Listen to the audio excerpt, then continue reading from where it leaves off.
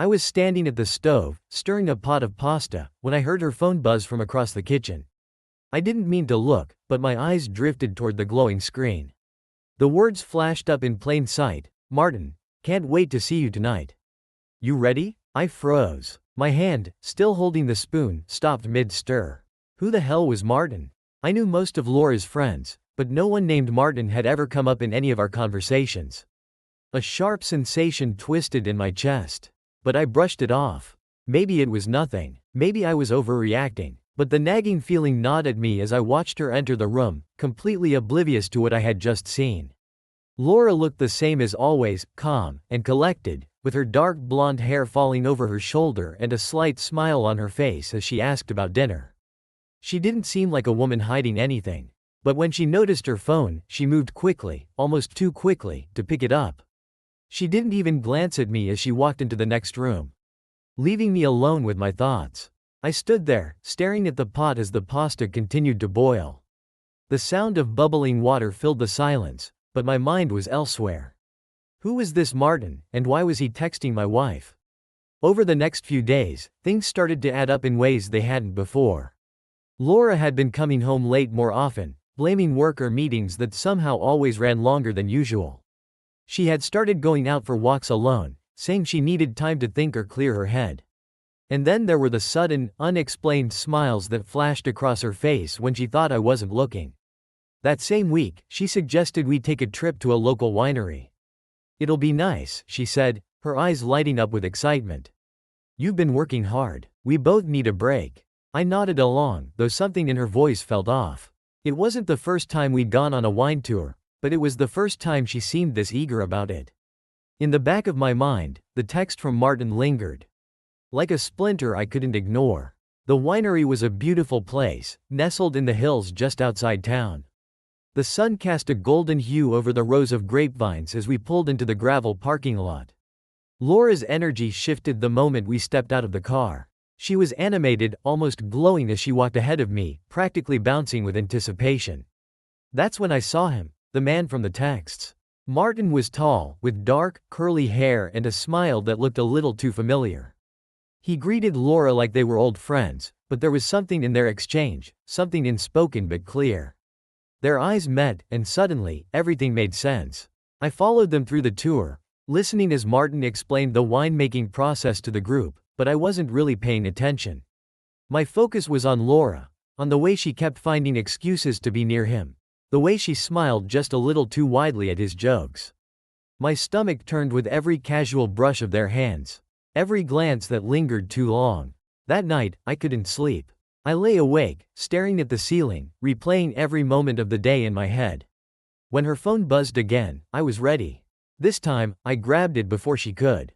Another message from Martin. More plans, more secrets. The truth was undeniable now. Laura wasn't just slipping away from me. She had already gone. I put the phone down quietly, making sure not to wake her. My heart pounded in my chest, but this time, it wasn't just from anger or pain. A plan was already forming in my mind. The next morning, I acted like nothing had changed. Laura moved around the house with the same casual grace she always had, sipping her coffee and scrolling through her phone. She didn't know that I'd already seen everything. And she certainly didn't know what I was planning. "Hey, I was thinking," I said as she leaned against the kitchen counter, "why don't we invite a few friends on the winery tour next weekend? It could be fun, make a whole day of it." Her eyes flicked up from her phone, and for a split second, I saw hesitation. "You want to go back already?" "Yeah, it was a great place. Plus, I know the others would love it. You mentioned how much you enjoyed the tour." She smiled, but it didn't quite reach her eyes. "Sure, that sounds like a good idea. Let's do it." I started making calls that afternoon, inviting our closest friends, Matt and Allison, Mark and Katie, Greg and his girlfriend. By the end of the day, everyone was on board. We'd return to the same winery, but this time, things would be different. This time, I wasn't going just for the wine.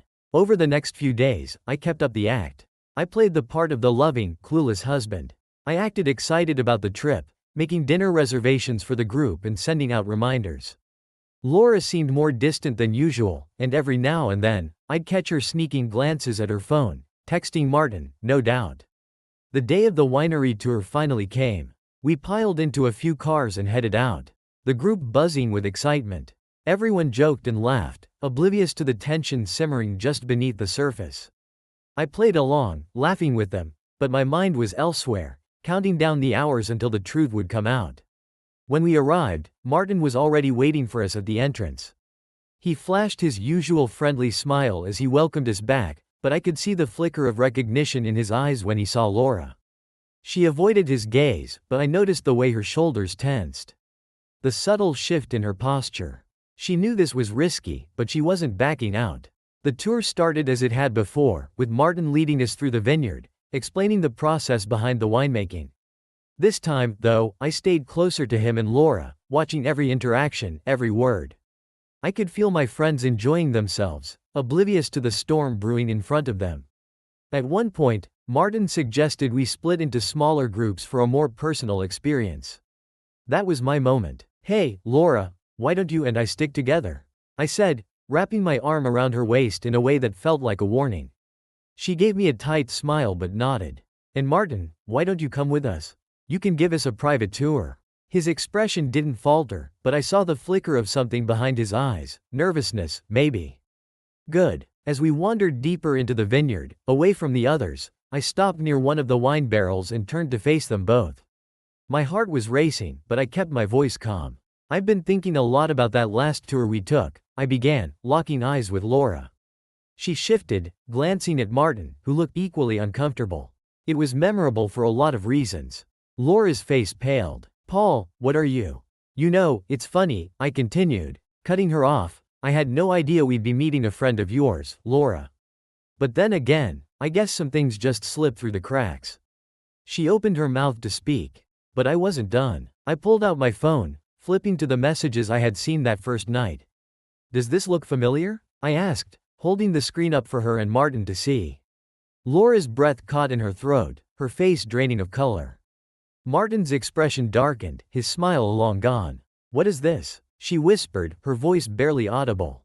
"You know exactly what this is," I said, my voice cold. "I thought it'd be fun to come back here. You seemed to have such a great time the first time around." Martin took a step back, his hands raised in a placating gesture. "Paul, listen, I think we need to." "You don't need to do anything, Martin," I interrupted, my voice sharp. "You've done enough." Laura stood frozen, her eyes wide with fear and guilt. She didn't try to deny it.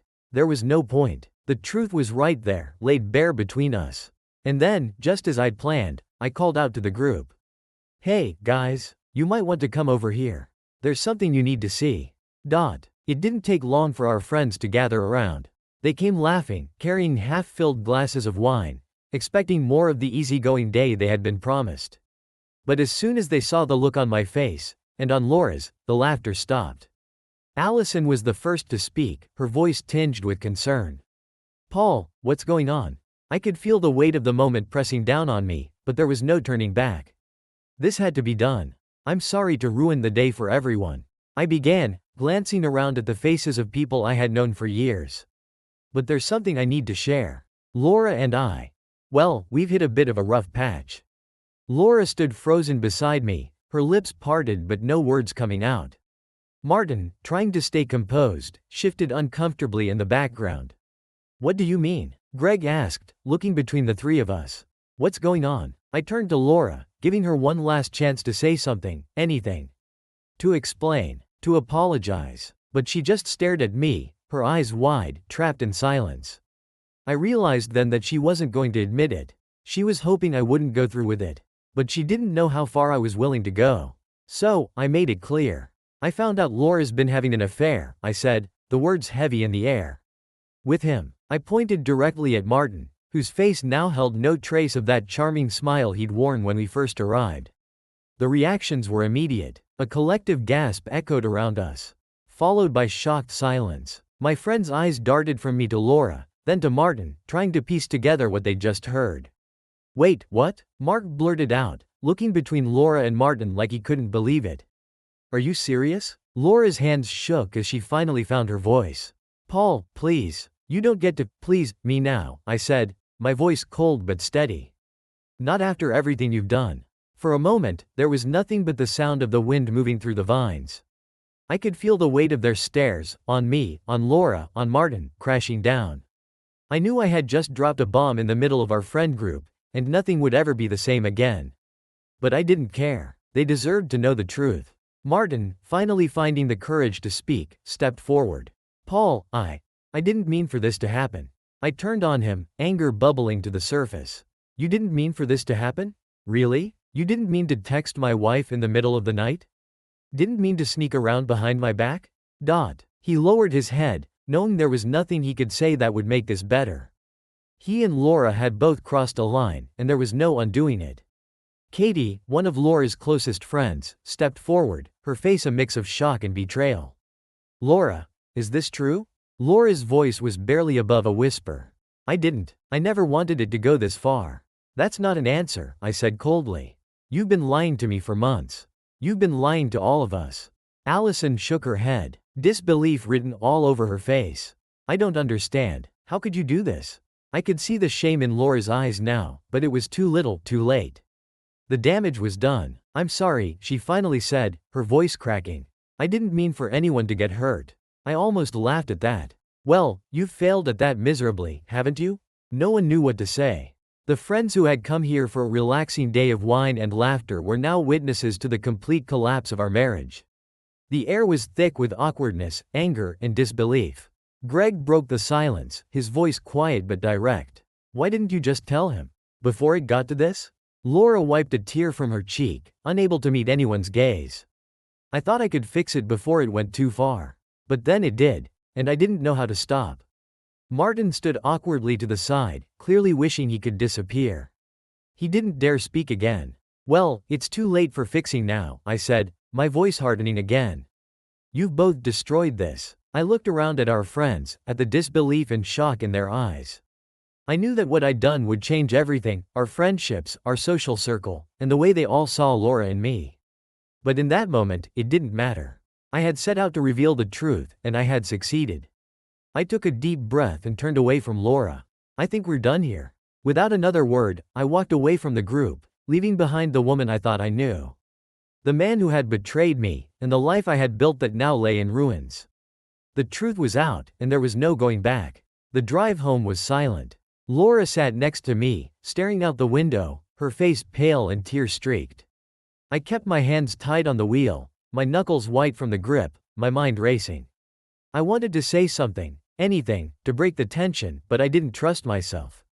Every word felt like it would come out as rage, and I wasn't sure I could stop once I started. The landscape blurred past us, and the longer the silence stretched, the more unbearable it became. Laura shifted in her seat, opening her mouth like she was about to speak, but I cut her off before she could start. Don't, I said flatly, my eyes fixed on the road. Just don't. I could feel her looking at me, trying to find a way to reach me, but there was no reaching me anymore. Whatever we had before was gone. Her betrayal had burned it to the ground, and there was nothing left but ashes.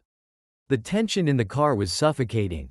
When we finally pulled into the driveway of our home, I turned off the engine but didn't move. I just sat there, gripping the steering wheel, staring straight ahead.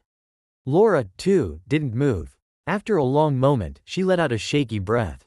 I didn't want this, she whispered, her voice barely audible. I clenched my jaw. But you made this happen. Her silence was answer enough. She had no defense. There was no excuse that could make what she'd done any better.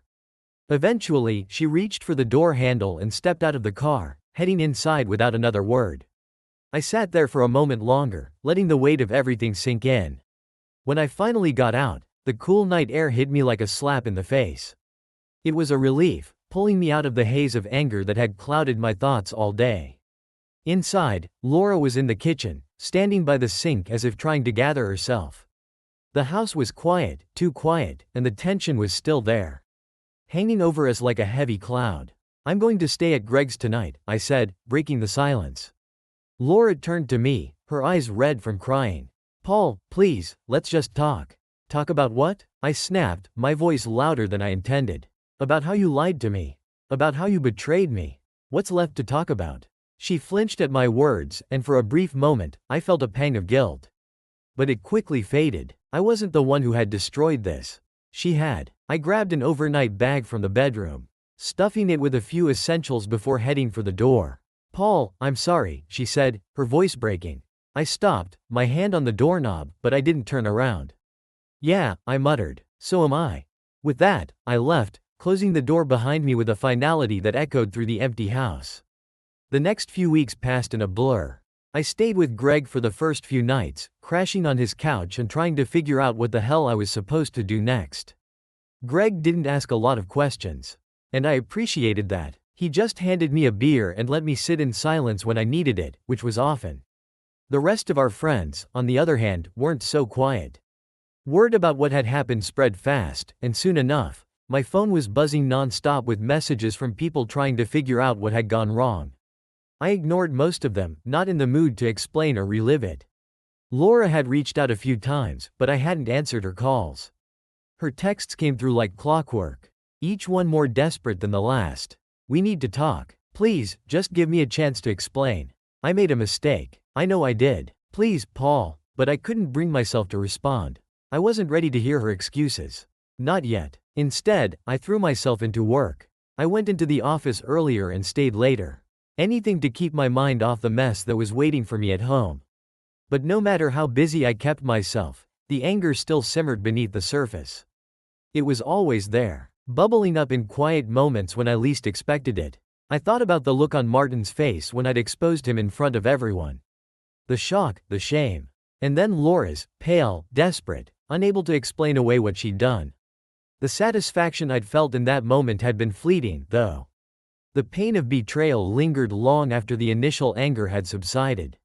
One night, after a long day at work, I found myself back in our neighborhood, parked in front of the house I used to call home. The lights were on inside, and I could see Laura's shadow moving through the kitchen. My heart clenched at the sight. This was still my life, my house, but it didn't feel like mine anymore. I sat there for a long time, thinking about everything we had been through, about how it had come to this. I didn't know what I wanted anymore, but I knew I couldn't keep avoiding the inevitable. We needed to talk, whether I liked it or not. Taking a deep breath, I got out of the car and walked up to the front door. My hand hesitated on the knob for a moment before I turned it and stepped inside. Laura was sitting at the kitchen table, her hands wrapped around a mug of tea. When she looked up and saw me, her eyes widened with surprise, but she didn't say anything. She looked exhausted, like she hadn't slept in days. "Paul," she started, her voice barely above a whisper. I held up a hand to stop her. "I'm not here to fight." She nodded, her eyes full of sadness and regret. "I've been waiting for this. For you to come back." I sat down across from her, feeling the weight of everything that had happened between us pressing down on my chest. For the first time since that day at the winery, I felt a flicker of something that wasn't anger, something closer to sadness. "Laura, I don't know if we can fix this," I said, my voice steady but heavy with the truth. "I don't even know if I want to." Her lip trembled, but she held my gaze. "I understand," she said quietly. "But I need you to know. I never wanted to lose you."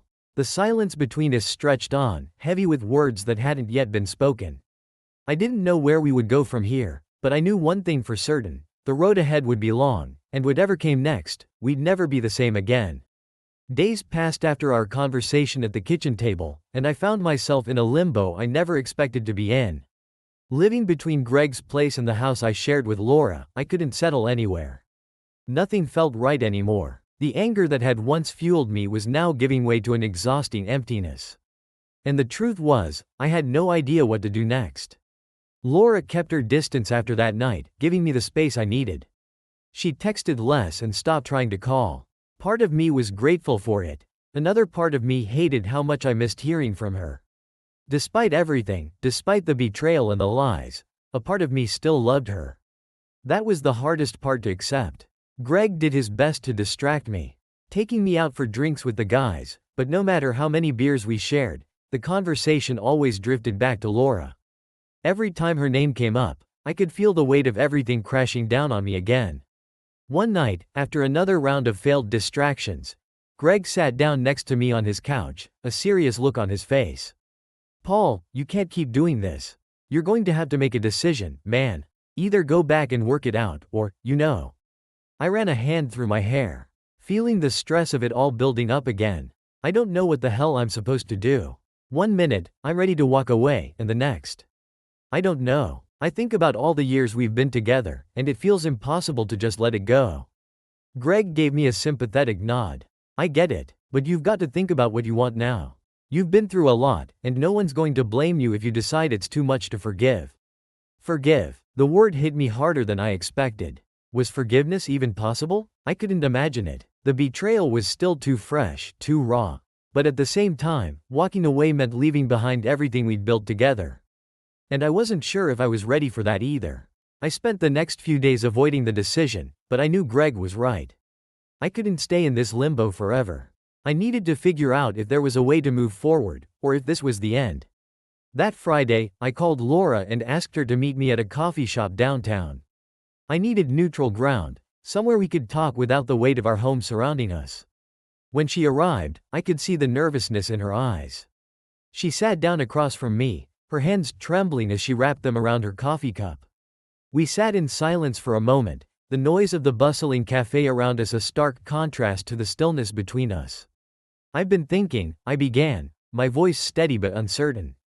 About what happens next. Laura nodded, her expression serious. I've been thinking about that too. I don't know if I can forgive you, I said bluntly, watching her reaction. Her face fell, but she didn't interrupt. But I also don't know if I'm ready to walk away from everything we've had. She looked down at the table, her voice barely a whisper when she spoke. I understand. I need time, I continued.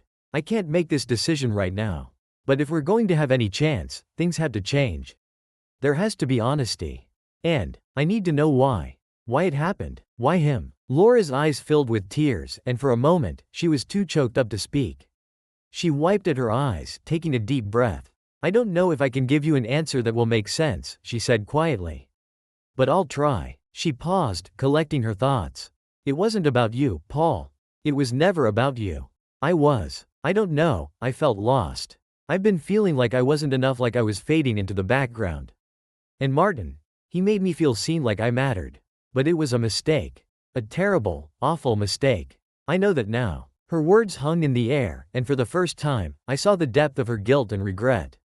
It didn't erase what she'd done, but it was the closest thing to an explanation I had gotten so far. I never wanted to hurt you, she continued, her voice trembling. But I did, and I'm so sorry. I nodded, not trusting myself to speak yet. The pain was still there, but hearing her side of it, really hearing it, made something shift inside me. I wasn't ready to forgive her, but maybe, just maybe, I could understand how things had gotten so broken. We'll take it one day at a time, I said finally, my voice low. I don't know where we'll end up, but we can start there. Laura looked up at me, hope flickering in her eyes. I'd like that. The next few weeks were the hardest of my life. Laura and I didn't jump back into our old routines, that would have been impossible. Instead, we took it slow. She moved into the guest room, and I stayed at Greg's most nights, giving us both space to breathe. We saw a counselor, someone neutral who could help us navigate the mess we were in, and that's when the real work started. The sessions were grueling, peeling back layers of hurt and resentment that had been building for years, long before Martin ever showed up. We talked about things we'd never discussed before, the ways we had failed each other, the moments when we had stopped communicating and started drifting apart. It wasn't easy, and more than once, I wanted to walk out and never come back. But something kept me there. Maybe it was the years we had built together, or maybe it was the flicker of hope that things could be different if we really tried. I wasn't sure, but I wasn't ready to give up just yet. One afternoon, after a particularly rough session, Laura and I sat in the car outside the counselor's office, neither of us saying anything. The sun was setting, casting a warm, orange glow over the parking lot. I stared out the window, trying to make sense of everything we'd talked about. You know, Laura said softly, breaking the silence, I've been thinking about what you said. About needing time. I glanced over at her, waiting for her to continue. I don't want to rush you into anything, she said, her voice steady. But I also don't want to lose you. I'm willing to do whatever it takes to rebuild what we had. If you're willing to try. I nodded, taking in her words. I am, but it's going to take time. I know, she said quietly. I'll wait, as long as it takes. As the weeks went on, we slowly started to rebuild our lives, one step at a time. We weren't the same people we had been before, and our relationship wasn't the same either. But maybe that was a good thing. We were learning to be honest with each other, even when it was hard. We were learning to communicate in a way we hadn't in years. It wasn't perfect, and we still had a long way to go, but there was something new between us, something that hadn't been there before. The trust would take time to rebuild. Forgiveness would take even longer. But for the first time in months, I felt like maybe, just maybe, there was a future worth fighting for. And so, we kept moving forward. One step at a time. Trust had become a foreign concept, something fragile that neither of us knew how to hold anymore. I could see it in Laura's eyes every time we spoke, this quiet desperation, this fear that at any moment, I might decide I couldn't do it and walk away. And I couldn't blame her. She had shattered my trust, and I had made it clear I wasn't ready to give it back easily. The days felt heavy. Every conversation, every glance, carried an unspoken weight. We were both waiting, her, for forgiveness, and me, for some kind of clarity on how I actually felt. But I wasn't even sure what that would look like. There was no manual for how to navigate this kind of betrayal. It wasn't as simple as just deciding to forgive and move on. It was like trying to put together a puzzle. But half the pieces were missing. The counseling sessions became our lifeline. The neutral space gave us a way to voice what was too difficult to say alone. I listened to Laura talk about her regrets, her shame, how she'd lost herself and made choices that led to the affair. She admitted things that hurt to hear but were necessary if we were going to move forward. "I don't expect you to trust me again," she said one day during a session. "Not completely, not right away. But I hope, maybe, you can start to believe that I want to fix this." I looked at her for a long moment, weighing her words. She wasn't wrong. The belief was the first step. And as much as I didn't want to admit it, a part of me was starting to believe her, starting to think that maybe she did want to change, that maybe she was willing to fight for what we had left. But the thing was, trust wasn't just about believing her words. It was about seeing those words turn into actions. And that would take time. At home, the tension between us had started to soften, though it still felt like we were walking on eggshells. There were small changes in our routines. Laura cooked dinner more often, we watched TV together at the end of the night. Little gestures that hadn't meant much before but now seemed like attempts at rebuilding. One evening, while we sat in the living room, both of us quietly reading, she put her book down and looked at me. "Do you think you'll ever trust me again?" she asked, her voice tentative. I didn't answer right away. The truth was, I didn't know. Trust wasn't something I could just choose to give. It had to grow back, slowly, like a plant that had been cut to its roots. "I don't know," I admitted. "But I'm willing to see if it's possible." It wasn't the answer she wanted, but it was the most honest thing I could give her. She nodded, accepting it for what it was. "Thank you," she said softly, and for the first time in a long while, it felt like there was a small flicker of hope between us. Rebuilding our relationship wasn't linear. Some days were good, almost too good, and it made me think maybe we could really make this work. On other days, one of us would say something that dredged up the past, and all the progress would vanish, leaving us back at square one. It was frustrating, and more than once, I wondered if it was worth it. One afternoon, a couple of months after that awkward coffee shop meeting, I received a message from Greg. "Martin's back in town." It felt like a punch to the gut. Martin hadn't contacted me directly since the blow-up at the vineyard, and that was probably for the best. But the fact that he was back in our orbit brought everything back up to the surface. I knew he was still friends with some of the people in our circle, and even though he'd tried to keep his distance after what happened, his presence was a reminder of the betrayal I still carried with me. I didn't tell Laura about it right away. I wanted to see how she would react if she found out from someone else. But a part of me also didn't want to test her like that. It felt manipulative, and that wasn't who I wanted to be. So, that night, after dinner, I brought it up. "I heard Martin's back," I said casually, watching her closely for a reaction. She froze for a moment, her fork halfway to her mouth. I saw her swallow hard before putting it down. "I didn't know," she said quietly, her voice steady but her hands trembling slightly. "I thought you should know," I continued. "In case he tries to reach out." Laura shook her head quickly, her face pale. "He won't. I haven't spoken to him since it all happened. I blocked him on everything. I swear, Paul, I don't want anything to do with him." I studied her for a moment. She looked scared, like she was afraid this conversation could unravel everything we'd been working on. And maybe, if this had been a few months earlier, it would have. But something had shifted. The Laura sitting in front of me now wasn't the same woman who had lied to me and snuck around behind my back. She had changed, at least a little. And maybe I had too. "I believe you," I said, the words surprising even me as they left my mouth. And I realized, in that moment, I meant it. Relief flooded her face, and she nodded. "Thank you." It was strange, trusting her again in small ways. But that was the thing about trust. It didn't just snap back into place all at once. It grew, little by little, in the spaces between those hard conversations. A week later, we were invited to a party at Greg's house. Most of our friends would be there, including some I hadn't seen since I'd exposed everything at the winery. I wasn't sure how people would act around Laura and me if they felt awkward or tried to pretend as if nothing had happened. But Laura wanted to go, and I decided to give it a shot. The party was low-key, just a group of close friends drinking and catching up. At first, it was fine. People were friendly but kept their distance when it came to anything involving what had happened between us. Greg gave me a nod of support, which helped settle my nerves. Then I saw him. Martin walked through the door like he hadn't been gone for months, like everything was normal. My stomach twisted, and I could feel the blood drain from my face. Laura, too, had noticed. Her body went rigid beside me. We hadn't prepared for this, seeing him face to face. And for a moment, I didn't know what I would do. Punch him? Leave? Pretend he didn't exist? But then Laura reached out and took my hand, something she hadn't done in public in months.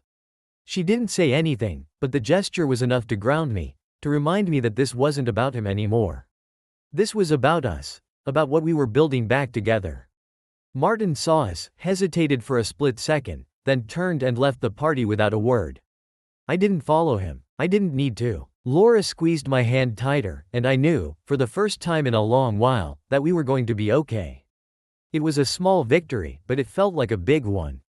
And in that moment, I realized that trust, like anything worth having, took time.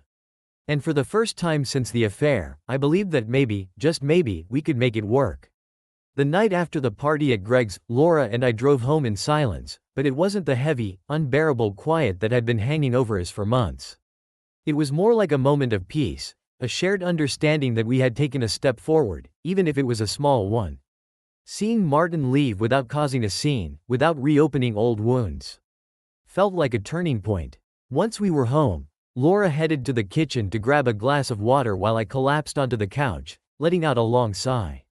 The tension in my body started to unravel, and for the first time in what felt like forever, I didn't feel the same sharp pain in my chest when I thought about everything that had happened. There was still hurt, sure, but the edges of it were softening.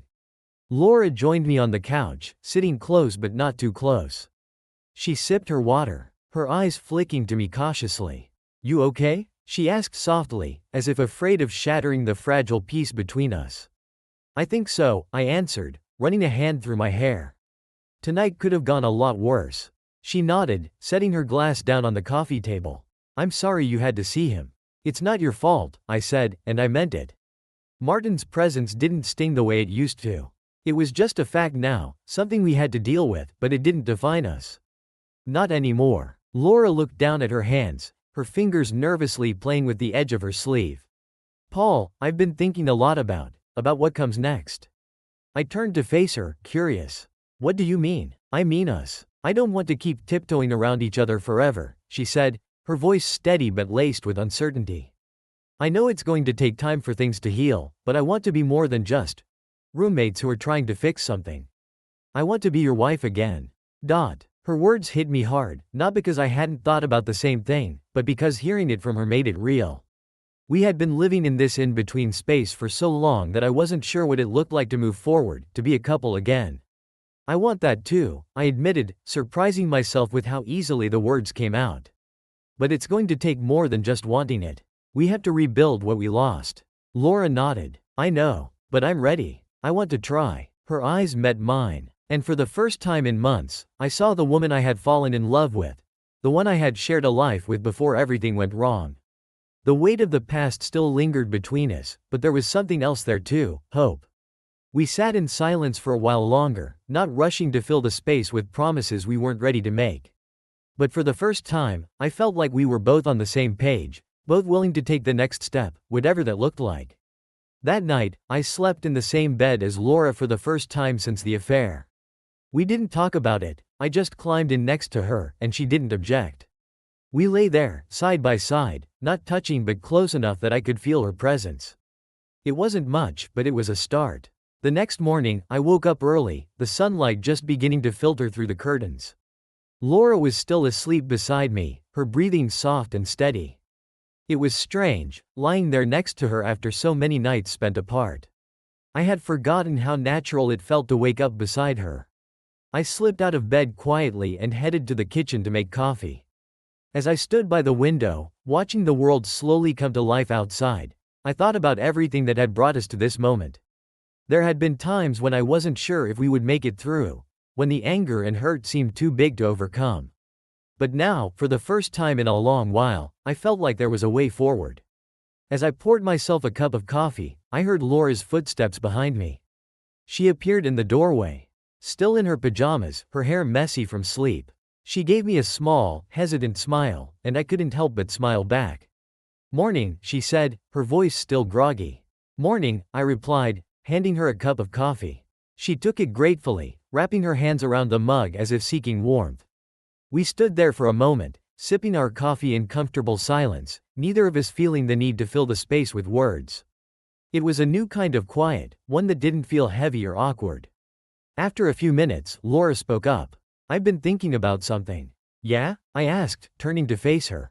She took a deep breath as if preparing herself. "I know we've been taking things slow, and I think that's the right choice.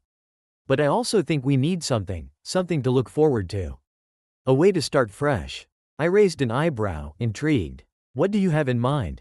I was thinking, maybe we could go away for a weekend. Just the two of us. Somewhere quiet, where we can focus on each other without all the distractions of home. I considered her suggestion. It wasn't a bad idea. We had been doing the hard work of rebuilding trust and repairing our relationship, but we hadn't had a chance to reconnect in a way that wasn't tied to counseling sessions or painful conversations. Maybe getting away from everything would give us a chance to remember why we had fought so hard to stay together in the first place. "Yeah," I said slowly, nodding. "That sounds like a good idea." Laura's face lit up, and for the first time in months, I saw genuine excitement in her eyes. "Really? You're okay with that?" "Yeah," I repeated, feeling more sure of it with each passing second. "I think it could be good for us." She smiled, a real, unguarded smile, and in that moment, I realized just how far we had come. There was still a long road ahead of us, but for the first time, it didn't feel impossible. We had survived the worst of it, and now we had the chance to rebuild something stronger. We spent the next few days planning our trip, deciding on a small cabin by a lake a few hours away. It wasn't fancy, but it was quiet and secluded, exactly what we needed. As the weekend approached, I found myself feeling something I hadn't felt in a long time: anticipation. Not the anxious, uncertain kind that had plagued me for months, but a quiet, hopeful kind. I was looking forward to spending time with Laura, to seeing if we could find our way back to each other. On the morning of our trip, we packed up the car and set off early. The sun just beginning to rise. The drive was peaceful, the roads empty and the landscape shifting from suburban neighborhoods to rolling hills and dense forests. Laura and I talked about everything and nothing. The conversation was easy and light like it used to be. When we arrived at the cabin, the air was crisp and cool, the smell of pine trees and fresh water filling my lungs. We unpacked our things and settled in. The cabin is small but cozy, with large windows that looked out over the lake. That evening, we sat on the porch, watching the sunset over the water, the sky turning shades of pink and orange. Laura leaned her head on my shoulder, and for the first time in months, it felt right. Like maybe, just maybe, we could find our way back to each other after all. It was the night of the big dinner. I stood in the kitchen, watching the evening unfold through the open archway into the dining room. Our closest friends gathered around the table, laughing and chatting, completely unaware of the storm brewing beneath the surface. Laura moved through the room with ease, refilling drinks, and engaging in small talk, acting as if nothing was out of place. Her smile was natural, her laughter genuine, or at least it seemed that way. But I knew better. This dinner was my final test, the moment when everything would come to light. It wasn't just a social event anymore, it had transformed into the stage where I would reveal the truth about Laura's betrayal. I had planned this night carefully, every detail falling into place. And she had no idea. As I moved toward the dining room, I glanced down at my phone. The screenshots of her messages with Martin were still there, buried in a hidden folder but ready to be exposed at any moment. The affair had ended months ago, but the damage it left behind hadn't healed. And I wasn't sure it ever would. I sat down at the head of the table, Laura directly across from me, her eyes bright as she laughed at a joke Greg had just made. For a moment, I hesitated. Was I really going to do this? Was I about to tear apart our life in front of everyone we knew? The voices of our friends floated around me, but I couldn't focus on their words. All I could hear was the pounding of my heart in my chest. Laura caught my eye, giving me a quick smile. She looked happy, genuinely happy. It threw me off and made me question if I was making the right choice. But then the image of Martin flashed in my mind, and all the anger I had pushed down over the months came rushing back. I had to do this. She needed to face the consequences of her choices, and I needed to release the weight I had been carrying alone. So, I said, interrupting the flow of conversation, I've been thinking a lot lately about honesty. The room quieted. All eyes turned to me. Laura's smile faltered slightly, confusion flickering across her face. I could feel the tension rise, thickening the air between us. Paul? She asked softly, sensing that something was wrong. I cleared my throat, my palms sweating. Yeah, honesty. It's something that's been on my mind a lot. Especially when it comes to relationships. Marriage, specifically. There was an awkward silence. Laura's eyes narrowed slightly, concern creeping into her expression. The others shifted in their seats, unsure of where I was going with this. But I had their attention now. There was no turning back. You know, when two people are married, they make promises to each other. To be faithful. To be honest. To trust each other. My voice wavered for a second, but I pushed through, locking eyes with Laura. But what happens when that trust is broken? Greg frowned, his brows furrowing as he exchanged glances with his wife, Claire. Paul, what are you talking about? Laura's hand twitched on the table. I could see the panic starting to build in her eyes, though she was doing her best to keep her composure. I took a deep breath, leaning forward slightly, my voice dropping to almost a whisper. What happens when one of those people decides that their vows don't matter? What happens when they betray the person who trusts them the most? The color drained from Laura's face. She knew exactly where I was going now. Her eyes widened, and she opened her mouth to say something, but the words didn't come. Paul, please, she whispered, her voice trembling. Not like this. Don't do this. But it was too late. The dam had broken, and I wasn't about to stop the flood. I pulled out my phone, the table dead silent as I scrolled to the folder where I had saved the evidence. The room felt smaller, suffocating, as everyone watched in stunned silence. Finally, I found the messages. I opened the first screenshot, and without a word, I slid the phone across the table toward Laura. Her eyes dropped to the screen, and I watched as her face crumpled. She didn't need to read far to know what it was. The conversations with Martin were all there, laid bare for her to see. There was no denying it. No more lies. Laura reached for the phone with shaking hands, her fingers trembling as she tried to grab it. Paul, I'm sorry, she whispered, her voice barely audible. I didn't mean for it to get this far. The room remained frozen. Our friends sat in stunned silence, not daring to move, not knowing what to say. Claire had a hand over her mouth, her eyes wide with shock. Greg's jaw clenched, his expression unreadable. Everyone else exchanged awkward glances, clearly unsure how to react. I gave you a chance, Laura, I said quietly, the anger simmering just beneath the surface. I gave you months. I tried to move past it, tried to work through it. But you never came clean. You just let me live with it, pretending like everything was fine. She shook her head, tears now streaming down her face. Paul, please. I didn't want to hurt you. I love you. Love? I snapped, my voice rising. If you loved me, you wouldn't have done this. You wouldn't have betrayed me. The words hung in the air, thick with accusation. Laura broke down then, burying her face in her hands, her shoulders shaking with silent sobs. For a moment, I felt a pang of guilt. But it quickly passed. This needed to happen. The truth had to come out, no matter how ugly it was. Greg cleared his throat, his voice cautious as he broke the silence. Paul, man, maybe we should. No, I interrupted, my gaze still locked on Laura. I needed you all to know the truth. I needed everyone to see what's been going on behind closed doors. Laura sobbed harder, her face hidden from view. The others remained silent, their expressions a mix of discomfort and sympathy. Finally, I stood up from the table, the weight of everything crashing down on me. "I'm done," I said quietly, my voice breaking. "I can't do this anymore." And with that, I turned and walked out, leaving the broken pieces of my marriage, and Laura, behind. I stood outside the house, the cold night air biting at my skin. My hands trembled, but I wasn't sure if it was from the chill or the adrenaline still coursing through my veins. The door behind me remained shut, the sound of Laura's sobs muffled now. Just an echo of the chaos I'd left inside. For a long moment, I just stood there, staring at the ground, trying to make sense of what I had done. The confrontation, the reveal, it was all out in the open now. The weight I had carried for so long was gone, but I didn't feel lighter. If anything, I felt hollow. Empty. I fumbled for my keys and walked over to the car, my breath coming out in shaky bursts. Sliding into the driver's seat, I gripped the steering wheel tightly, knuckles turning white as I tried to steady myself. The car provided some insulation from the biting cold, but inside, my mind was a mess of heat and confusion. I wanted to scream. I wanted to hit something. But all I could do was sit there, staring blankly ahead, feeling like I had just blown up everything. And maybe I had. A knock on the window startled me. It was Greg. His face was tight with concern, his eyes searching mine through the glass.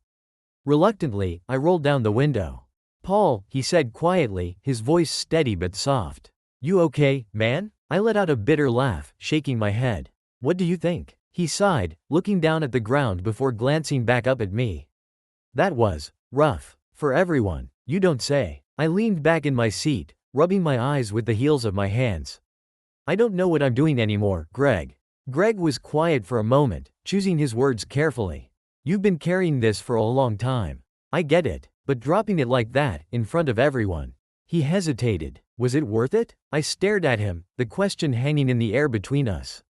Worth it? I didn't know anymore. It had felt like the right thing to do at the time, exposing Laura's betrayal in front of the people we both cared about. I wanted her to feel the shame I had been feeling for months. But now, seeing the aftermath of it all, I wasn't sure if I had accomplished anything other than ripping both of us apart in a public way. "I don't know," I admitted, my voice barely above a whisper. "I don't know what I was expecting." Greg leaned against the side of the car, crossing his arms. "I get that you're hurt. And you have every right to be. What Laura did, there's no excuse for it. But maybe, just maybe, there was a better way to deal with it." His words stung because deep down, I knew he was right. I had been so consumed by my anger, my need for revenge, that I hadn't thought about the consequences. I wanted her to hurt like I had, to feel the pain I had carried alone for so long. But now that it was over, I felt no sense of victory. No satisfaction, only guilt. I couldn't hold it in anymore, I said, my voice cracking. I didn't know what else to do. Greg nodded, his face softening. "I know, man, I know. But now what?" The question hit me like a punch to the gut. Now what? I had no idea. I had torn my marriage apart in front of our friends, humiliated Laura, and walked out on everything we had built. But I didn't have a plan for what came next. Did I want a divorce? Could we even come back from this? Or was this truly the end? "I don't know," I whispered, my throat tightening with emotion. "I don't know where to go from here." Greg crouched down beside the car, his eyes level with mine. "Maybe you should take some time. Think about what you really want. Because whatever happens next, you need to be sure. For your sake. For Laura's." I nodded, the weight of his words settling heavily on my shoulders. He was right. I couldn't make any rash decisions right now. Everything was too raw, too messy. But the one thing I knew for sure was that things would never be the same again. Greg clapped a hand on my shoulder, giving me a firm squeeze. "We're here for you, Paul. Whatever you need." I swallowed hard, blinking back the burning in my eyes. "Thanks," I muttered, my voice thick with gratitude. It wasn't much, but knowing that I wasn't completely alone in this mess helped, even if just a little. Greg stood up and gave me one last nod before heading back inside. I watched him disappear through the door, the light from the house casting long shadows across the yard. For a moment, I considered following him back in, facing Laura, trying to pick up the pieces. But I couldn't. Not yet. I needed space, time to think, to figure out what the hell I was going to do next. With a deep breath, I started the engine, the sound of the car coming to life filling the silence. As I pulled out of the driveway, I glanced back at the house one last time. The image of Laura sitting broken at the dining room table burned into my mind. Maybe this was the end. Or maybe, somehow, it was a new beginning. But for now, all I could do was drive into the night, unsure of where the road would take me.